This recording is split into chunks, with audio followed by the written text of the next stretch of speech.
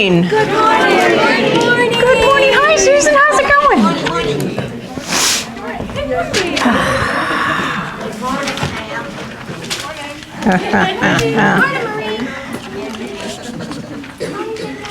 An actual label on a baby stroller. Remove child before folding.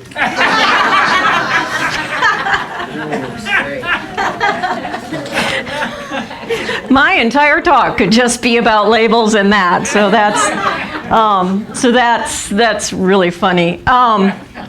So I actually have a real story this week. So we needed to get a high resolution logo for the bumper stickers that we made. So I called Reverend Linda. Reverend Linda, where's the thing? And she says, okay, it's on a folder on the computer in the business office under the term brandy. I'm like, okay. So I text Susan, it's in a file folder, under brandy. So what does she do? She calls up Reverend Don, and she says, okay, I need this logo, and it's under a file folder called brandy. Well, Reverend Don is kind of going, what? And he's looking through the entire computer, kind of going, there's a file folder named brandy? Like, how do I not know that we've got a file folder full of liquor on our computer? And he is hoping that when he opens up brandy that there's going to be a whiskey file, and we all know him. He was hoping for a beer file, right? Right?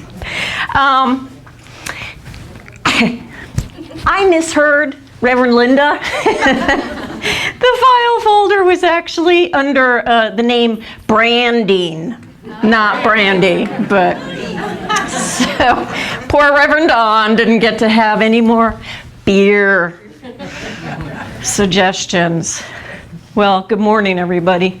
Good morning. So today I'm going to talk about race consciousness. Race thought, race selection. All right, hit your neighbor to wake them up now. So what is that? What is race thought? What is race suggestion?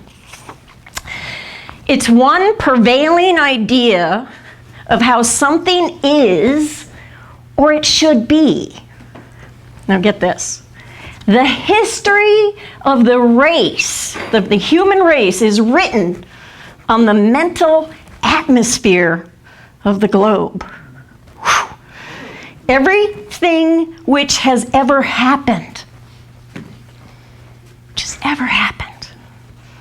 on this planet has left its permanent imprint on the walls of time. Yikes. Yikes.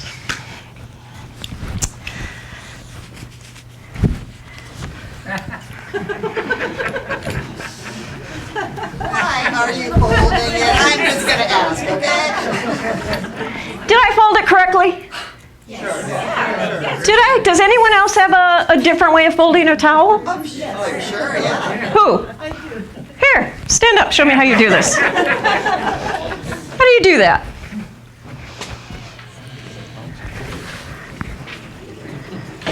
Oh, she's one of the long way folders. There you go. Okay. Okay, yeah, that's a fancy one. That's a hotel class fold. Thank you. When I was in high school, I worked at the hotel. You see?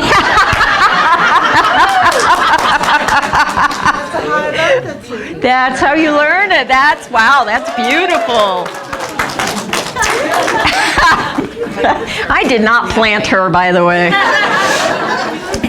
Now, she learned how to do this, but the way that I folded the towel is the way that my mom taught me how to fold a towel. It's the way that her mom taught her how to fold the towel, and guaranteed my great-great-grandmother folded the towels in the manner that you saw me fold the towel. That is race consciousness. This thing that's been passed down from generation to generation to generation that we do without even thinking about it, right? So If you went into my great-great-great-grandmother's house, I'm sure that her towels are folded the way that I did that. And not the hotel fold, but that's very nice. How many else fold the towels the way you were taught as a child? Yeah, so that's race consciousness. Now that's a safe and easy way to talk about race consciousness. We're going to get a little deeper today about this. I know, what a shock, right? No, we need more label jokes. So I would like you to close your eyes, and I want you to listen to the words of this song. You have got to be taught to hate and fear, day after day, year after year. It's got to be drummed in your dear little ear. You've got to be taught to hate and fear.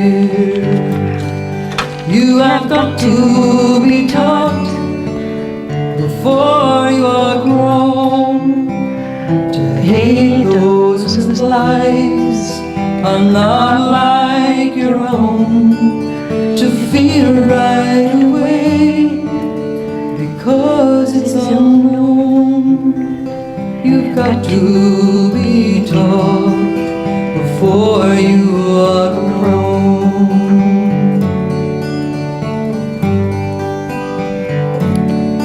You have got to be taught before it's too late, before you are 6 or 7 or 8, to hate all the people your relatives hate. You've got to be carefully taught. You've got to be carefully taught. Anne Reed, that's her right there. The title of the song is You Have to Be Carefully Taught. Does it sound familiar to anybody? It's from the movie South Pacific. Isn't that song's been around for a long time. And I don't know if I'm horrified that it's still so relevant as to what's going on in our lives today. Yes? You have to be carefully taught before you are grown to hate all those your relatives hate. You have to be carefully taught before you are 6, 7, or 8. Has anyone heard of Westboro Church? Oh, yeah. So come to find out, it's a family. There's about 80 of them, but it's like one family. It's Fred Phelps.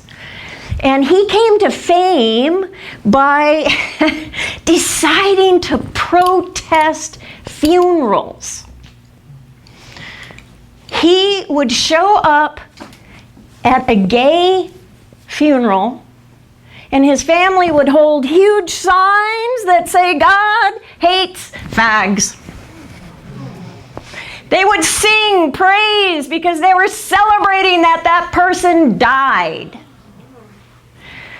They would shout, they had bullhorns, they would do anything they possibly could. They would show up at the church, they would show up at the cemetery, they would show up at the funeral home to celebrate, because gay people are actually on a list. Gay people are worse than if you murder someone.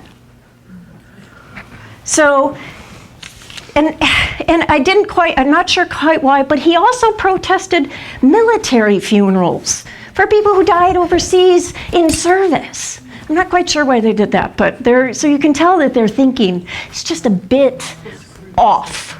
It's a bit off. But I gotta tell you that they made such a splash, and it was so ridiculous that people all over kind of said, well, wait, my sister, my aunt, my teacher, my coach, whatever, they're gay and they're okay. So why are we what is this? So Fred and his folks, so I used to walk around with this label thinking, oh my God, I'm gay. But you know what? It doesn't matter anymore. Like, thanks to people like Fred Phelps and everybody having to stand up and say, yeah, you're a little off. His granddaughter, her name is Megan Phelps Roper. So she became one of the communication directors for Westboro. And so her job, she went on to Twitter.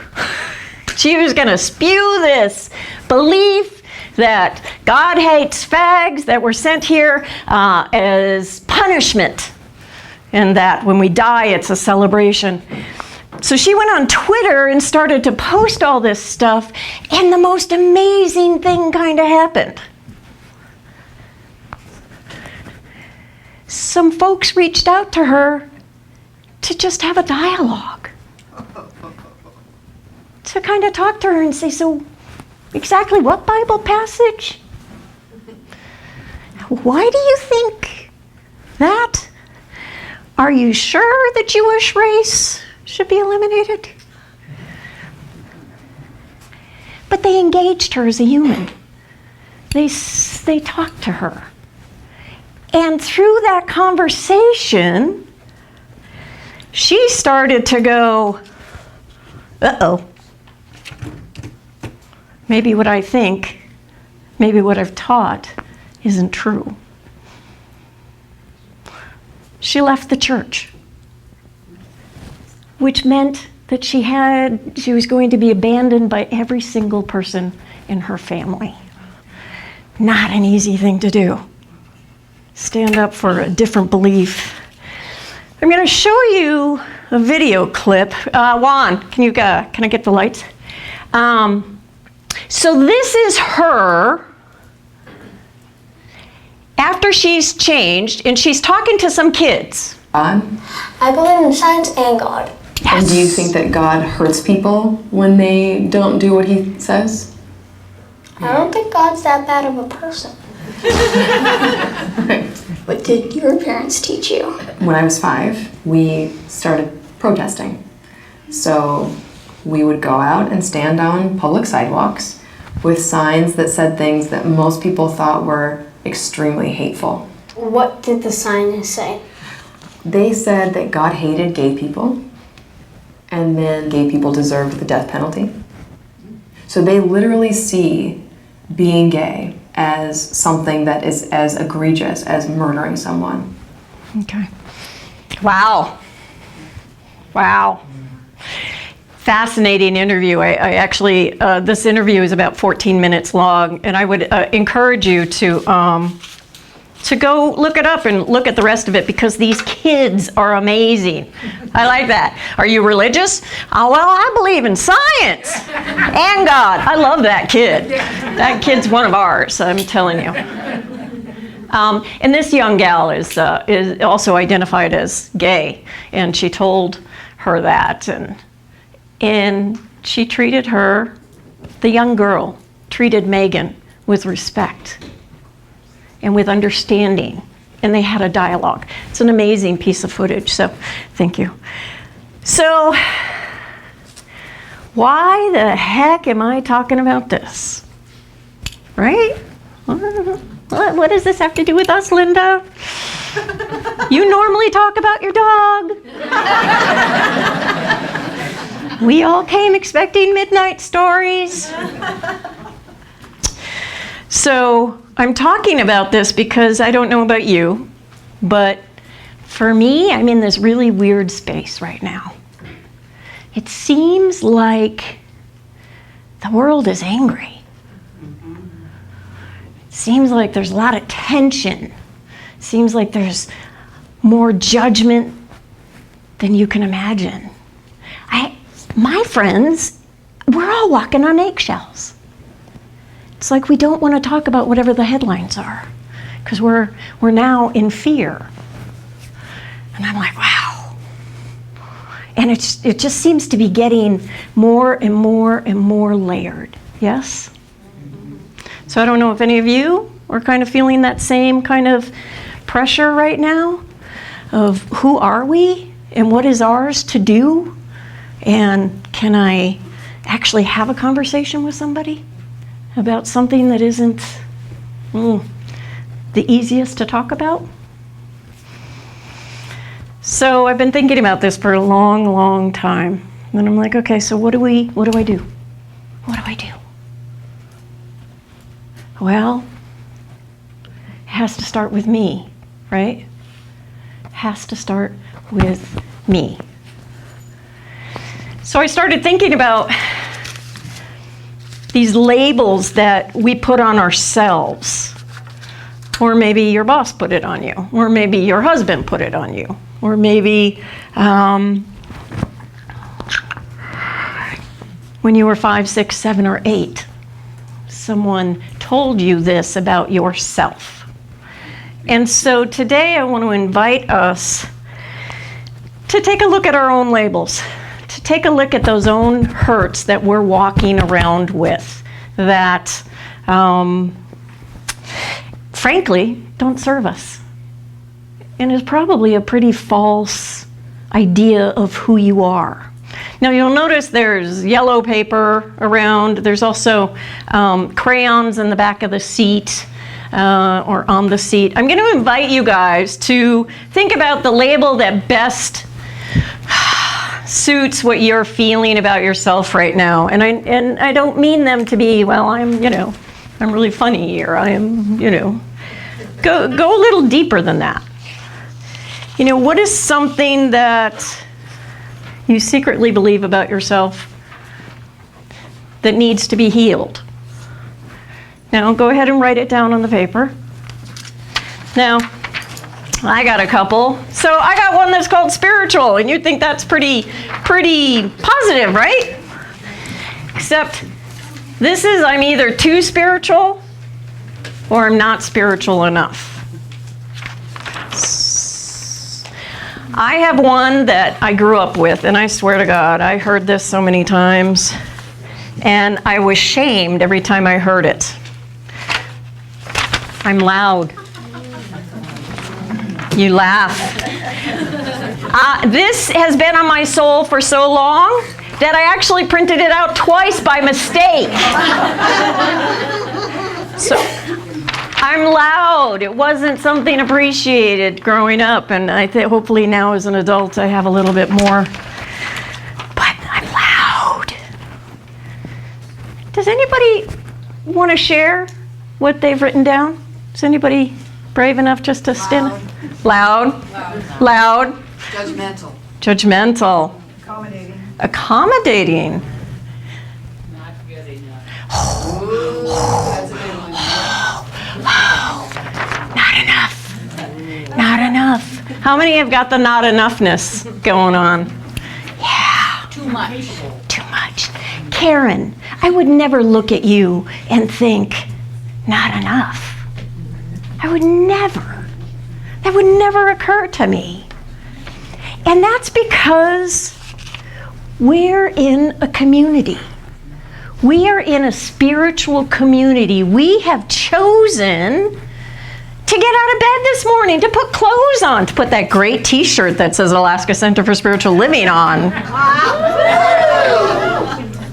It was a Kim thing. Yeah. Oh, Kim Squared. That's awesome. I love it. Thanks, you guys. Woo. I love it. But that's what happens because we've created a community here. When you walk through those doors, I hope you feel love. I hope you feel welcomed. I hope you feel like, hey, hi, what's going on? How did your what's so blah, blah, blah, blah, blah happen this week? But you walk through these doors into this room, into this community, and we have created a safe space, yes? Yes. We've created a place where you can talk about those labels, and you're safe here to say, this is kind of how I feel. Does anybody else have some labels? Joan? Too sensitive. Too sensitive. Whew. Shy, I like that Claire. She's not even saying it, she's just holding it up. She's shy. I love that. Rochelle. My choir teacher told me my voice wasn't good enough to sing in the choir. She proved her wrong. Wow. I love that. Rhoda. Spontaneous. Spontaneous. You got criticized for being spontaneous? Wow. Hang out with me, girl. We'll have fun. We'll take Shy Claire and we'll go show up at Heather's Loudness and we'll have a party. Who else wants to share what's on their sign?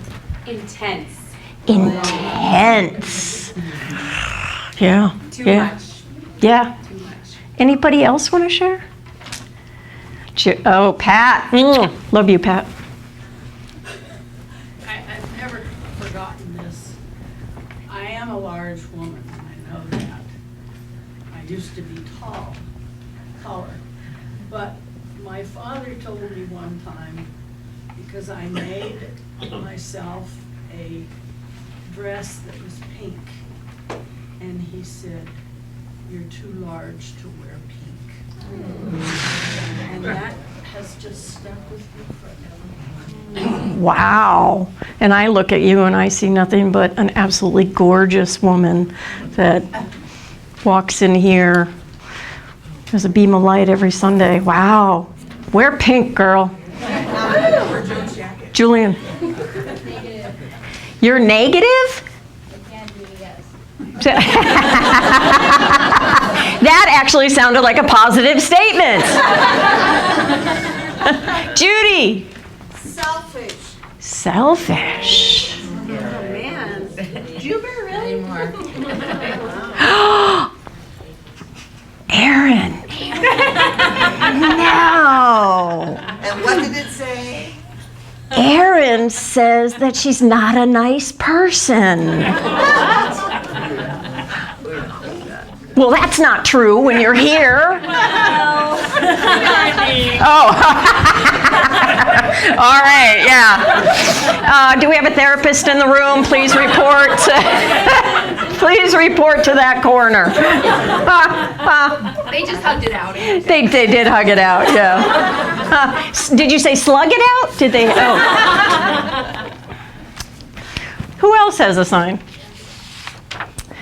My hotel towel folding gal. What's your name? My name is Suki Sterling. Welcome. Oh, we love Judy. You picked the best person.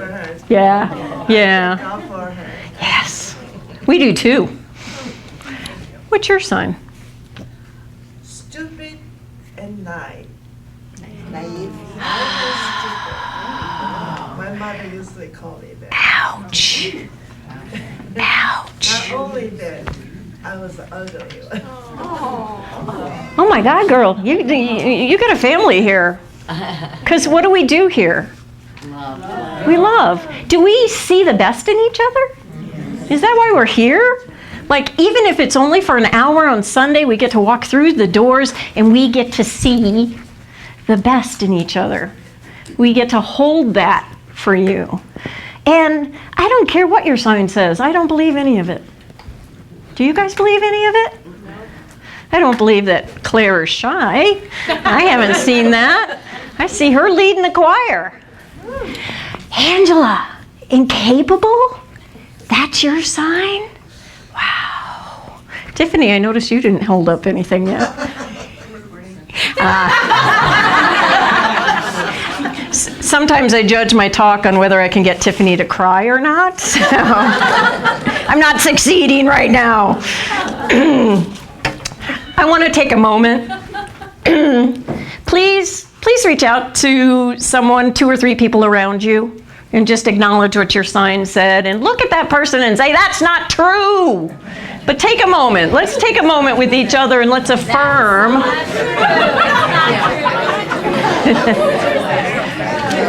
Michelle, it's really not true. What did yours say?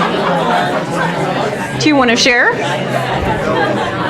Well, whatever it is, it's not true. A whole list. I'm not going to show it to anybody. I'm just going to tear it up. You okay? How about you? humble. How about you guys? What is it? Turn around. Let's talk to these guys. What do you guys got? He hasn't even written one, and I haven't met. Yeah, I can tell you. I said it's passive aggressive avoidance. Wow. Wow. It's not true. It's not true, you guys.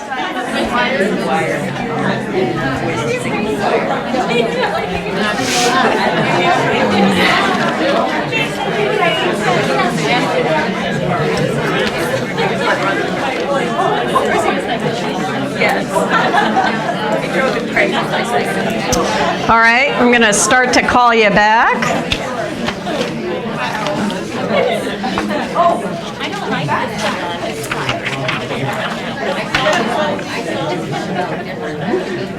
Thank you for doing that. Thank you for looking at each other and seeing each other as the humans that we are. Do we make mistakes? Yeah. A mistake. That's my word. But it doesn't need to be tattooed. You don't need to buy the t-shirt or try and get someone to make a movie out of it, right? Now, I actually saw some people out there that have actual lists. And so I'm going to invite you to just rip that crap up. I mean, yeah, go ahead and rip up your... Yeah. Oh, what a beautiful sound.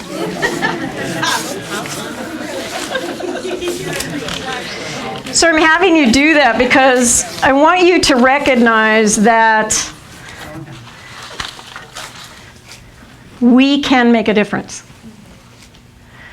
That race consciousness is not something that you're obligated to carry forward just because you've lived for 50 years with this label.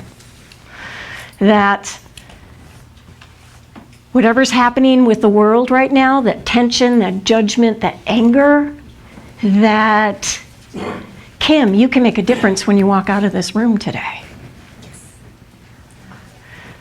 Judy, you can make a difference when you walk out of this room today. I won't say your name, Wayne. It's okay.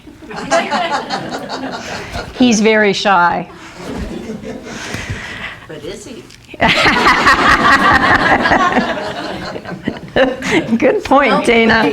Good point. But in order for us to make a difference in that world, we have to kind of shed some of this stuff that is not true about ourselves. We have to have that, I don't know, that spiritual belief that we're here to do something on this planet, that we've been tagged to be here at this particular moment, that it's our job to walk outside of the safety of this room. And maybe like Megan, let's start a conversation with someone. Let's kind of reach out and try and understand what that other person is going through. Why do they feel that way?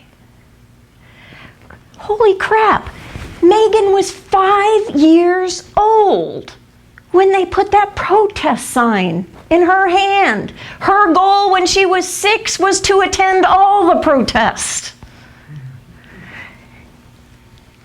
Let's recognize and start to let go of that thinking. Let's recognize and start to let go of these labels that no longer serve you. I love having you in the choir. We wouldn't be the same without you in the choir. Oh my gosh. Zoe, what was yours?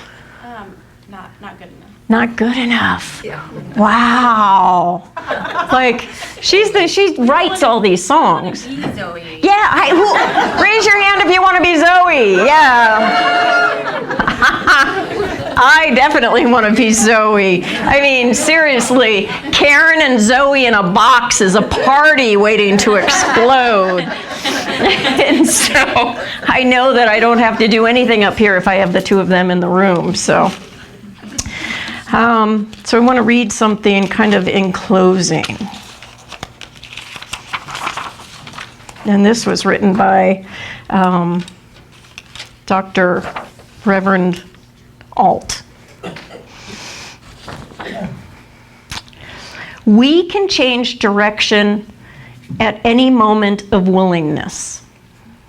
When we decide to relate to the goodness of life, we take a deliberate departure from routine reactions towards our current circumstances. We willingly look at how we have absorbed public opinion, fearful thinking, or anxiousness with regard to our relationship with life. We now step back and take a respectful look at how we have shortchanged ourselves. And as Dr. Ernest Holmes says, we're either drawing things to us or we're pushing them away. Tag your it. Your it. When you leave this room today, it's your turn to step into the anger, the judgment, the tenseness, and show up as something else. Because we need that, yes? Is anybody happy with what's going on in the world right now? Tag your it. Now, I know most of you did come for information about midnight. So I'm going to share a midnight story. This is actually a warning. Oh, he just woke up. It's like, oh, hi. So this is an actual warning label on a bottle of medication for a dog. It may cause drowsiness, so use care when operating a car. I knew he was driving. I knew it. He's got a credit card hidden somewhere, too. And so as I bring this to close today, I just invite Karen, my practitioners in the room, to help me surround the congregation in prayer. And I'm actually going to read a prayer because this is so powerful.